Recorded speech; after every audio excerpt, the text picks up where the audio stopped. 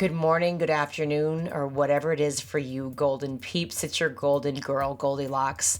First off, I want to apologize out of the gate. I got a new microphone for this podcast. I did not have it adjusted the way that it should. So I edited out as much of my muffled voice that I possibly could, but bear with me on the stuff that's a little hot. There's nothing wrong with being a little hot. And speaking of a little hot, today's guest is someone who truly redefines what it means to light up a room, or in his case, an entire region before most of us have had our coffee. Steve Vesey is the co-anchor of WFMJ Today, a cum laude graduate of Ohio University, and a multi-award-winning sports anchor with over a decade of experience in New York at WETM in Elmira and WIVB in Buffalo. I first crossed paths with Steve when our band opened for Saliva. It was the Waterford, Ohio Beer and Wine Festival, where he interviewed me and the festival founder live on air. What blew me away wasn't just his professionalism at 5:30 in the morning. It was his flawless, fun, and brilliant delivery. He gave me one of the best interviews of my career, and even more impressively, stayed connected afterwards. Wow. By supporting my work online, and let's be honest, in a refreshingly non-creepy way. Steve is the walking embodiment of positivity, resilience, and grace, carrying the same energy he brings to morning TV into his family life, despite a background that didn't always make it easy. Trust me, you're about to hear from one of the most inspiring and genuinely magnetic people in broadcasting today. Steve Vesey is living proof that joy is a choice and optimism is a superpower. Whether he's waking up an entire city or lifting up his own family, Steve shows us that the real magic happens when passion meets purpose. Steve, thank you for the energy, the honesty, and the heart that you shared in this podcast today, and for reminding all of us that no matter where you come from, you can choose to light the way forward. Now, Goldy's Closet, episode 255. Please welcome Mr. Steve Vesey. Yay! First off, I apologize.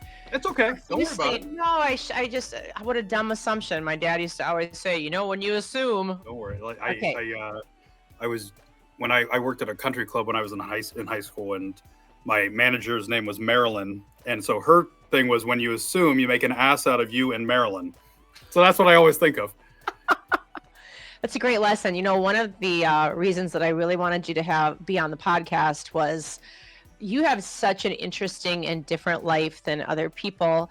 I enter into that sometimes, and that's just the television world, and it's to the second. Like, your stuff is to the second, and when I do TV, it's not a minute. It's not. It's like it's on. How does that affect your daily life, or I think it makes you a superhuman. Do you get annoyed with other people when they're not punctual? Does that annoy you? Are you on time for things now, forever and a day, or when it's your dad day, are you take it easy? The funny part is I'm chronically late, so I know it's terrible. So, but no, I do. I think that my brain is just kind of wired that way at this point. Like, everything's down to the minute. I know how long every drive takes. I don't know. It's weird. Like, I have numbers floating around, like the meme where the person's there and all the numbers are everywhere. I feel like that's me all the time. And it's probably, I never really thought about it being tied to TV, but it probably is. What time do you go to bed every night? I wish it was early enough. I like, in a perfect world, I'm in bed at 8. Okay. Because I wake up at around 3-ish, depending on the day.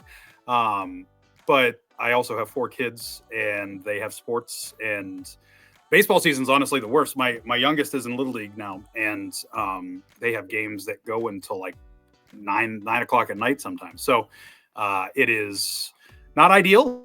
I'm constantly chasing sleep. If your youngest is doing that, then how old are your oldest? And they're not going to be in bed at 8 o'clock. How does your family respect that and handle that? And how do you make that work? They have always been good. So when they were young, I was a TV sports guy in the Finger Lakes area of New York, then in Buffalo. And so I was working at night, or I was just gone. So it was a different dynamic that was don't wake up too early and be loud because dad's sleeping late. And then we came here and I shifted to morning news, and then it was, hey, once 8:30 or 9 hits, summertime's hard because it's still light outside. They want to get out and they want to be loud, and I'm a loud person, so my spawn is loud. So then it's like, okay, well, it's like 8 o'clock. You got to wind it down or move it somewhere to another part of the house. So it's a battle. How did you get into broadcasting? What did you do before this? I know you just mentioned your New York stuff, and I didn't know that. So take us back a little bit. Sure. So I was like a jock growing up, and I wanted to. I wanted to do something with sports, and I didn't know what it was. And it's funny because of the pivot that I've made now. But I just wanted to get into something with sports, and then I was taking my college visits, and there was this one university that scared the living crap out of me that said, like, what was it? Like 1 in 4 people who major in broadcasting actually get an on-air job. And it's still to this day, like one of the last times that I let somebody who thought they knew better than me dictate my decision. So I went to Ohio University, which is a good broadcasting school. But I went as a business major, as a marketing major. And because that one visit scared me. And then after a little while, first off, I hated business classes. And then after a little while, I'm like, you know what? Screw that. That guy didn't even know who I was. I'm going to be that 1 in 4 or whatever. So, and then I got into sports broadcasting through that. I worked in the Finger Lakes for a while in a little city called Elmira, New York. What's the Finger Lakes? What is this Finger Lakes? In the middle of New York State, there are like literal lakes that look like this. I was near the middle finger, which was Seneca Lake. Watkins Glen International, for any NASCAR fans, is right there. So I got to cover that as a 22-year-old, which was awesome for me. And kind of got my feet wet. I didn't know where I wanted to go with it. When you're young, you want to be on Sports Center or on ESPN or something like that. But and I was there, and I turned down a couple jobs that would have been good stepping stones for me because I wanted to anchor a little bit more. And I was having fun. I mean, it was a great. Nobody tells you about the vibe when everybody you're working with in TV is from somewhere else, and you're all just transplanted in this little city that none of us had ever heard of. And those first 2 crews that I worked with were incredible. Yeah, in the Finger Lakes. So it was so much fun. So I stuck around there a little longer, and then I got a gig in Buffalo as the main sports guy there. I'd wanted to cover big league sports. So got to cover the Bills and unfortunately the Sabres, who were terrible at the time and still haven't made the playoffs. But traveling around to cover an NFL team was a lot of fun. The access we got, it's tiring. It's a lot of work too, but that was fun. And then I had sort of the decision made for me because the parent company was starting to cut back on the budget, and you kind of see the writing on the wall. A couple of friends were shown the door, or non-renewed. I guess their contracts just weren't renewed. I was probably like 4th or 5th in that line of people that they ushered out the door. And I grew up around here, so it was kind of funny. I had like a slight contact. I reached out, sent like my demo reel, and was the weekend morning guy all of a sudden. I kind of knew I had to pivot as my kids got older. I want to be going to cover somebody else in sports. I wanted to see my own kids. So, so I knew that I had to pivot at some point. So it just kind of worked out all right. And I've been here for 9 years now. So I'm a morning news anchor for the NBC affiliate in Youngstown, Ohio. And I show up at 4:30 in the morning. I'm on air at 5. My makeup routine's hilarious. Because it is like guerrilla warfare style. I sit at the desk and I'm like, ah! Do you do your own makeup? I do, yeah. Not well, and I don't have any on right now, so I'm a little shiny. But so I'm on air for 2 hours every day, and then I have some other stuff that I have to record and everything, and then get ready for the next day's show and do whatever else for the rest of my day.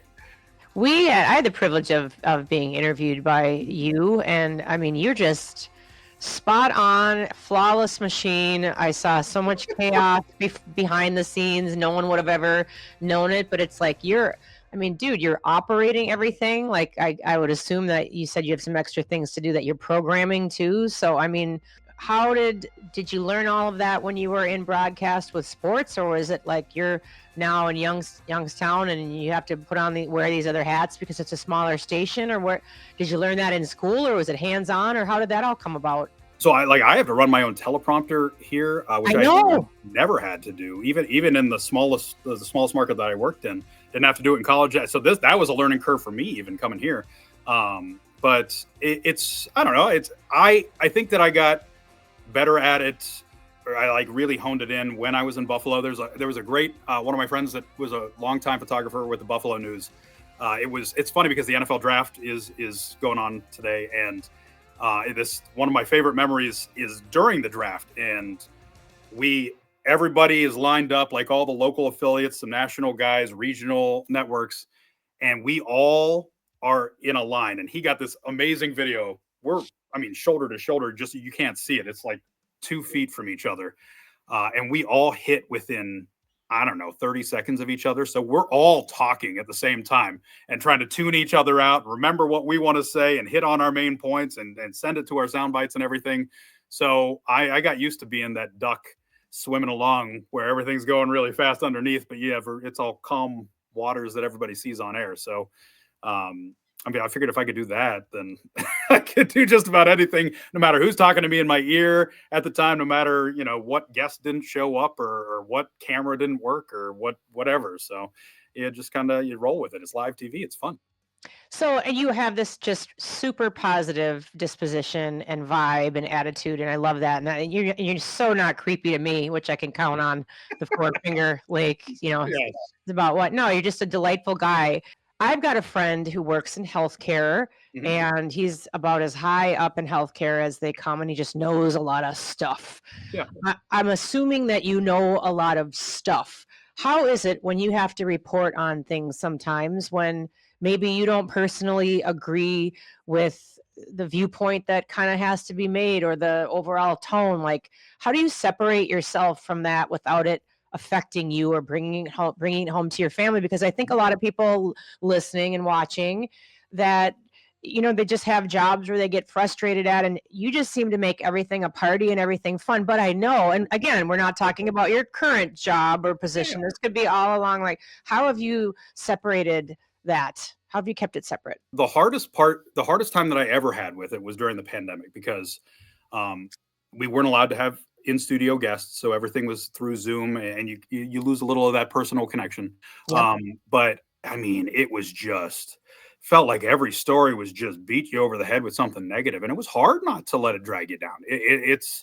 I had many conversations with my producer. We had some of our best creative meetings, oddly enough, were during the pandemic, because we were trying to find ways to still make people smile. Because, well, think about it, like the news block itself was, oh, this is spreading, and these people are dying, and this Yes. is happening, and you're not allowed to go anywhere here, and you have to wear a mask to this. And it is just like, oh, beat us down more, beat us down more. It was just nothing positive. So you felt the responsibility to try to work in the positivity. I'm Mr. Positive. I'm the morning show guy, right? So like people, they could have anybody read the news, but people tune in to hear somebody that has a slightly different perspective, or does things a little bit differently, or maybe just wants to, be just a regular guy that isn't necessarily this stuffy suit that has this natural TV voice. So I just that I struggled with that. It was hard for everybody, but it was hard for everybody. The ones that I really struggle with now,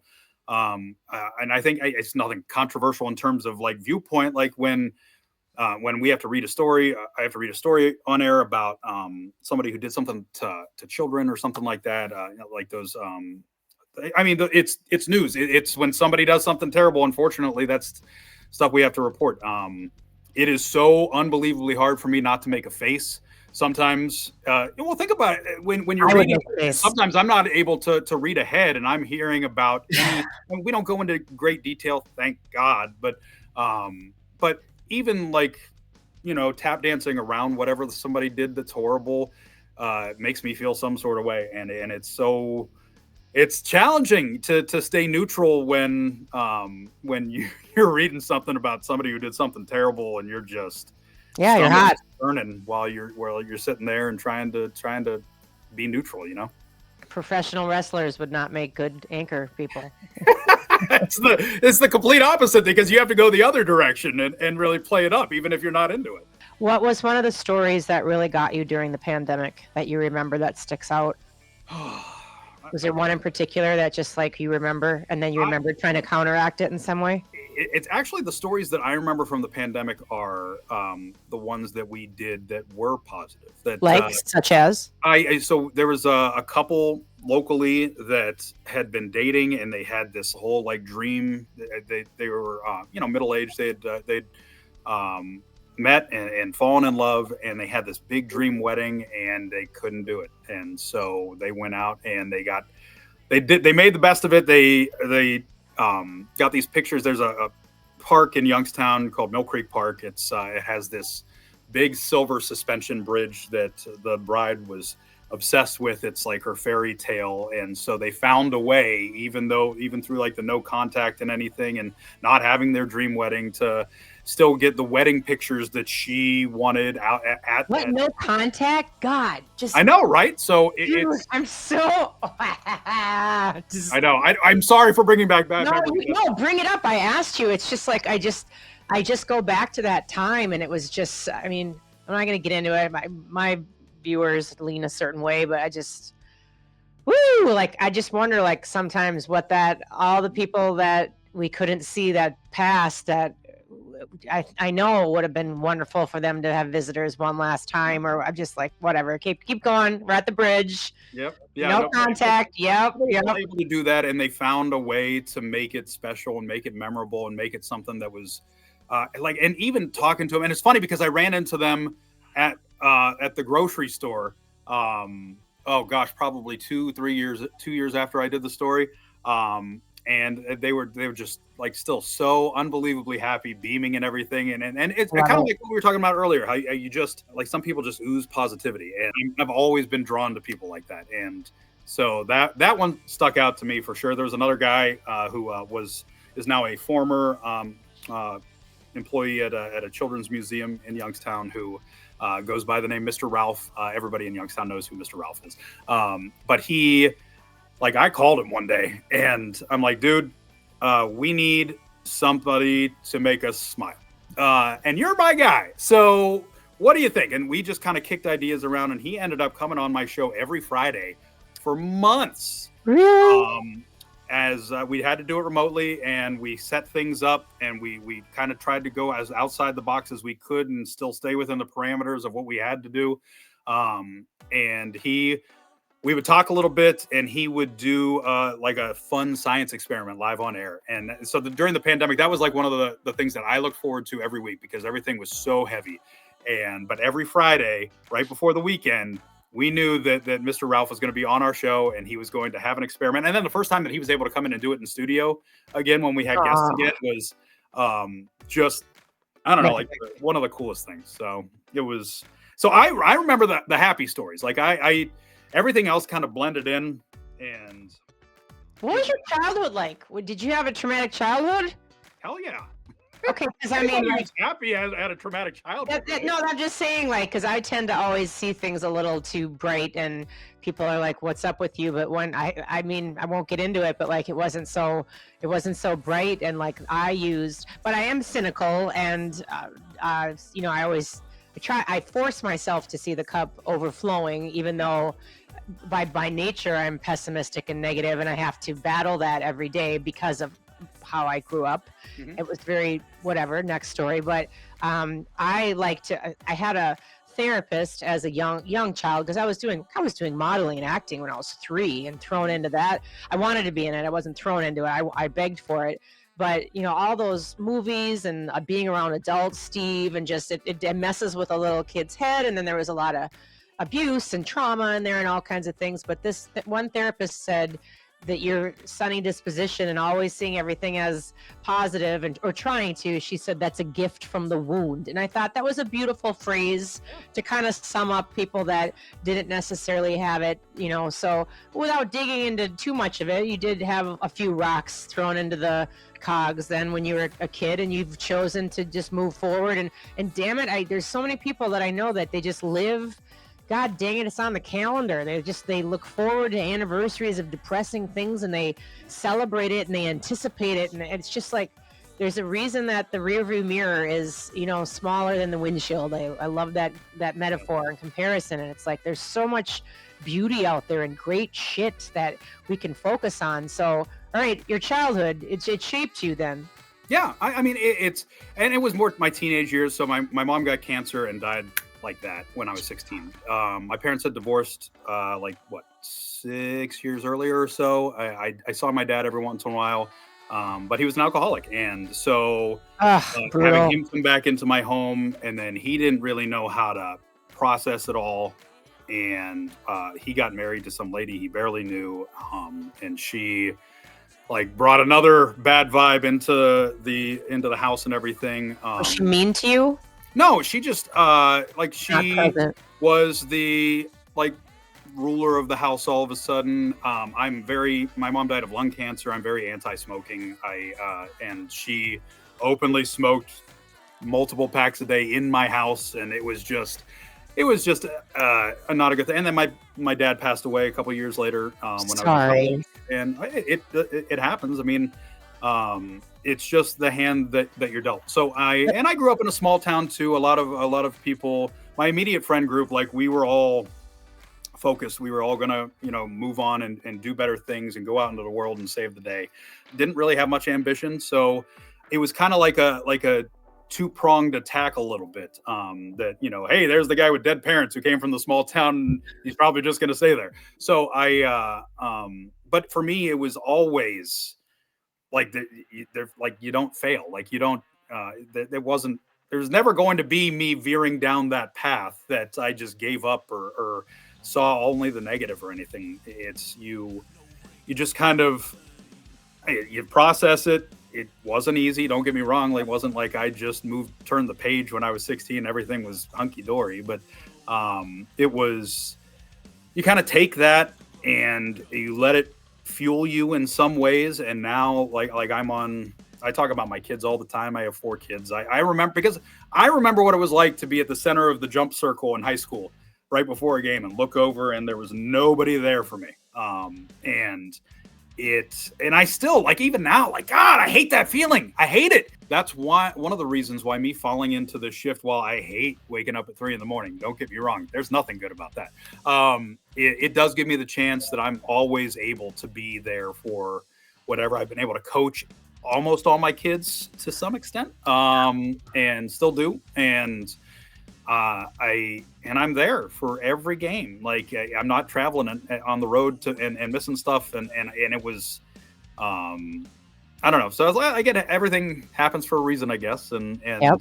But I've talked briefly with some of the kids about it. Just trying to make sure that they understand and appreciate that. We live in a community where most of the parents get to as much stuff as possible, and we see all these familiar faces in the stands and all their stuff. And we were just in Myrtle Beach last weekend for my daughter's volleyball tournament, and all these families went as well, 12 hours away from where we are to go and see. And I'm thankful that we have that opportunity, but it's, I don't know, there's just no other alternative for me. What's a misconception that people have about a news anchor that you'd like to settle the score? What's something besides the fact that you're a millionaire? I know that's one. That's the biggest one, honestly. People think that I'm driving around and I have a Bugatti and I'm in this mansion or whatever. And I'm like, dude, I'm in Youngstown, Ohio, which I grew up around here, so I'm allowed to say that. But it's I'm not raking it in. You love what you do, though. Absolutely. And you have to get used to, I'm sure you've gotten it, throughout your career, just the lack of, being anonymous and going it's funny too, because I've seen it on different levels in the 3 cities that I've worked in. When people approach me, when I was a sports guy in Buffalo, it was Bills fans exclusively that wanted to come in, and Sabres fans sometimes, that wanted to come and talk to me about the left guard and how he's just ruining everything. And here it's just, my wife puts them into different categories in the grocery store, the people who are just staring at you, the people who follow you, the people who will come up and talk to you and then not let go. There's the huggers. There's just I mean, I expect it. It's fine. It's part of the gig, right? So I'm in a smaller town, like a mid-market, and it's that means people are watching and they like it. So if they come up to and talk to me, I'll gladly have a conversation back. Every once in a while, though, I'm in like a crazy hurry to get somewhere, and I put on my hood. I admit it. Like, I put on my hood and I put on sunglasses, and I'm going for the two things I need, and I get the hell out of there because Aldi trips and are interesting sometimes.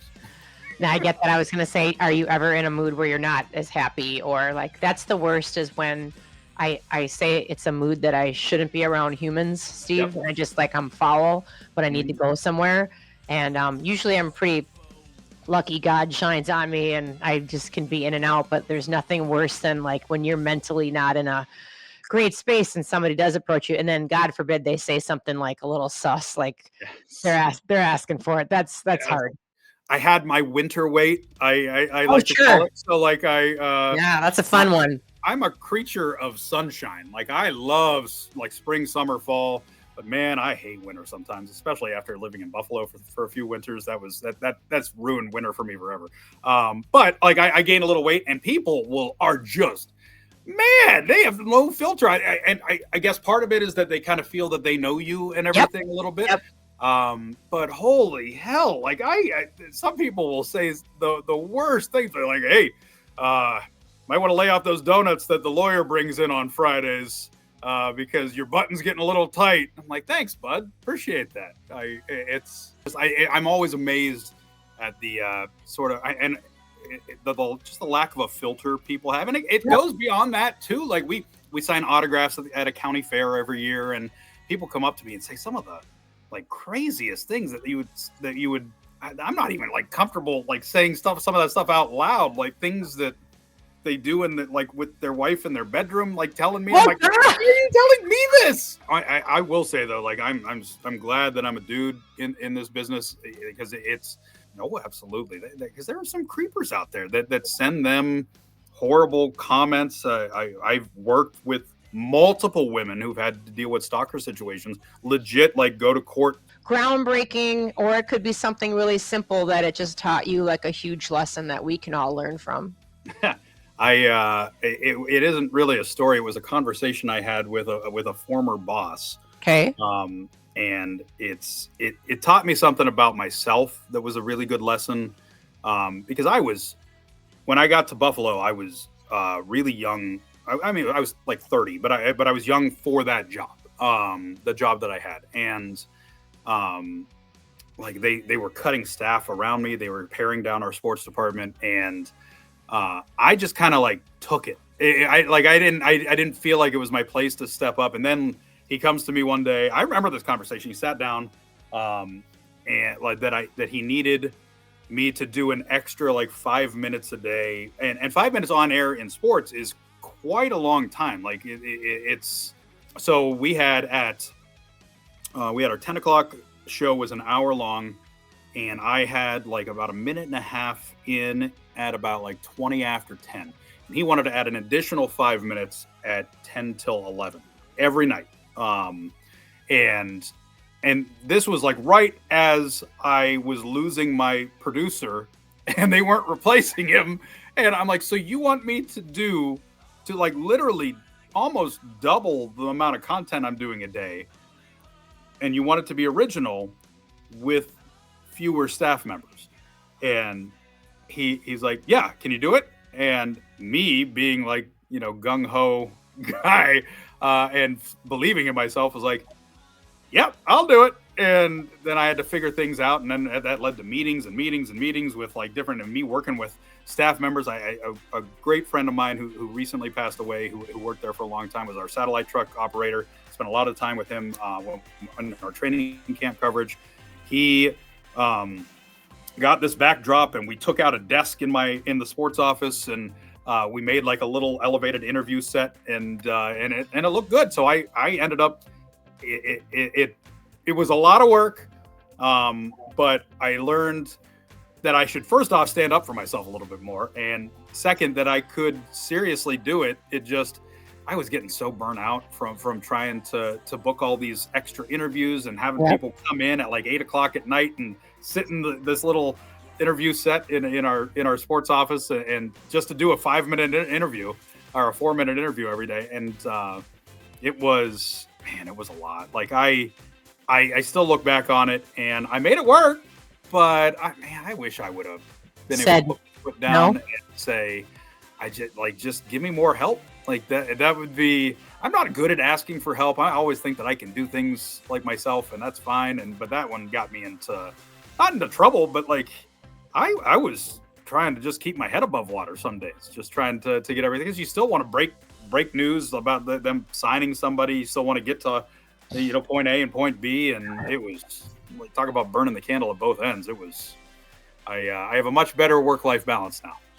That's a great story. Last thing I'll ask you, though, is what's the best piece of advice that you've gotten throughout your career? Who was it from and what was it? It's not really even in my career. It was, I'll go back nostalgic a little bit because, because I didn't get enough time with my mom. But I remember her telling me, and I think this was just her way of me making sure I didn't get in trouble. But it's always in the back of my head. And it's the first thing I thought of when you asked the question was, you never know who's watching, is what she would always tell me. And so to always treat people with respect, treat people with kindness. And it's evolved into just, I'm not doing it because somebody could be watching, but I mean, I'm on TV. So like, I always have to pretend like, maybe somebody does recognize me or something. So, not that I'm doing like drug deals on the street or something. I don't know. Like it's sort of like the whole, just treat everybody with respect, treat everybody how you'd want them to treat you. And then my professional motto is that everyone has a story. And I firmly believe that. Like I've interviewed a ton of people who are like, well, I'm not, you don't need to interview me. You don't need my perspective. I'm like, yes, I do. You said that to me, Steve. I did. It's funny because I'm like the one person who doesn't believe it about themselves, but I believe it about everybody else. Everybody has a story. Everybody has a story that's worth hearing. Don't forget to join us it's next why week that as long as I have time of Goldy's Closet. If I'm in that grocery store and somebody comes up and asks me a question, I'll talk to them. I'll spend 10 minutes with them and I'll hear their life story. And I really enjoy when we sign autographs at the fair for like a couple days every summer, and people come up that enjoy watching the show, and they tell me a little bit about themselves, or maybe like I take a picture with their kid or something, and I love hearing a little piece of somebody else. So it's you're not in a bubble. Like so many people I feel like they have blinders on. They don't want to talk to anybody. They don't want to hear anything. I want to hear everybody's story. Except what's going on in their bedroom. You don't need it. Well, that part I don't need that many details. So I want their story. I don't want every detail of their story. How about that? Well, you have been listening to Goldy's Closet. This has been episode 255 with Steven Vesey, not Vesey.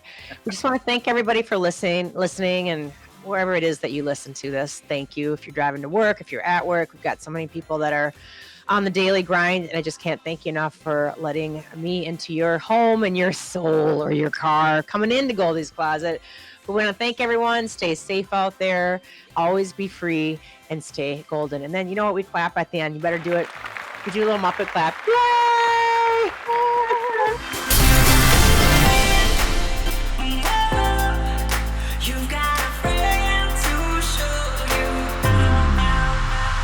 What's up, everyone? It's Goldy, Impact Wrestling, TLC's Cheapskates.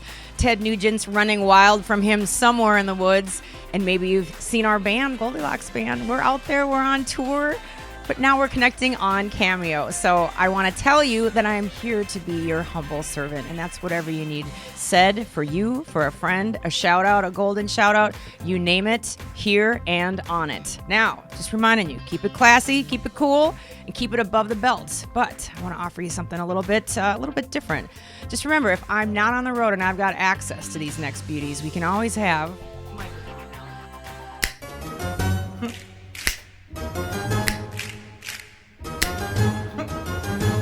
Da-da-da-dum. want to make this the most amazing experience for you ever, because you deserve it. Your friends deserve it. Your loved ones deserve it.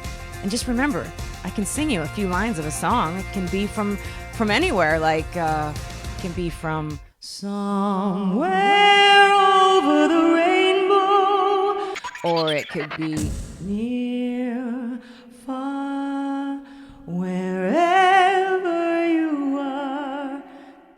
It could even be on a highway to